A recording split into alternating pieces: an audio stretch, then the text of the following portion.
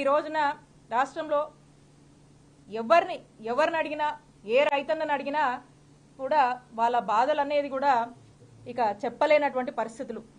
పొగాకుకు ధర లేదు, మామిడి రైతులకు ధర లేదు, అలాగే ఆక్వా రైతుకు ధర లేదు, శనగలకు ధర లేదు, మొక్కజొన్న పంటకు ధర లేదు.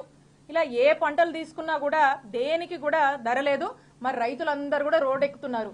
మరి రోడ్డెక్కి ఇంత పెద్ద ఎత్తున కూడా మరి యాజిటేషన్స్ చేస్తుంటే వాళ్ళ బాధలు ప్రభుత్వానికి వినిపించేలాగా వాళ్ళ గోడు వినిపిస్తే ఎక్కడా కూడా మరి చంద్రబాబు నాయుడు గారి ప్రభుత్వానికి పట్టట్లేదు. ఈవిడేమో అన్నదాత సుఖీభవ అని చెప్పి చంద్రబాబు నాయుడు గారు నేను భరోసాగా ఉంటాను రైతుకు అని చెప్పి ఆయన దీవిస్తూ ఉన్నారు. ఇంకా ఆయన ఆ విధంగా మాట్లాడుతూ ఉన్నారు. అందరం కూడా చూస్తూ ఉన్నాం. కాబట్టి ఇది అన్నదాత సుఖీభవ కాదు, ఇది చంద్ర దుఃఖీభవ అని రైతుల పాలిట అని చెప్పి మేము నామకరణం చేస్తా ఉన్నాము. అంతెందుకు అంతెందుకు అంతెందుకు అన్నదాత సుఖీభవ కాదు, ఇది చంద్ర దుఃఖీభవ అని మేము నామకరణం చేస్తున్నాం. అంతెందుకు ఈరోజు ఈ పల్నాడు జిల్లాలో చిలకలూరుపేట నుంచి చంద్రబాబు నాయుడు గారు మాట్లాడారు. ఇదే జిల్లాలో ఇదే నియోజకవర్గంలో నాదెండ్లలో 2 రైతులు ఆత్మహత్య చేసుకున్నారు. మరి ఇంతసేపు ఉన్నారు కదా, మరి ఆ రైతులను ఎందుకు పరామర్శించలేదు? వాళ్ళ కుటుంబాలను ఎందుకు పరామర్శించలేదు? వాళ్ళ గోడు వినిపించలేదా చంద్రబాబు నాయుడు గారికి?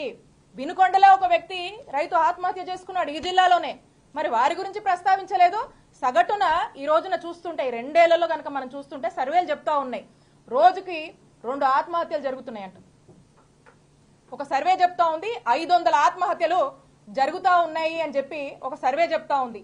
మరి ఇవన్నీ కూడా మీ దృష్టికి రావట్లేదా అని చెప్పి నేను అడుగుతా ఉన్నాను చంద్రబాబు నాయుడు గారిని. వీళ్ళ గోడు ఎందుకు వినిపించట్లేదు అని చెప్పి చంద్రబాబు నాయుడు గారిని ప్రశ్నిస్తా ఉన్నాను. మరి రైతుల ఆత్మహత్యల గురించి పట్టించుకోవట్లేదు. ఎందుకు చనిపోతున్నారు? దీన్ని కదా మనం పట్టించుకోవాలి. ఒకవైపున అంటా ఉన్నారు మీరు పొలంలో ఏ పంట వేసినా రియల్ టైం గవర్నెన్స్ అంట, అక్కడ సచివాలయంలో కూర్చొని చంద్రబాబు నాయుడు గారు మానిటర్ చేస్తారంట.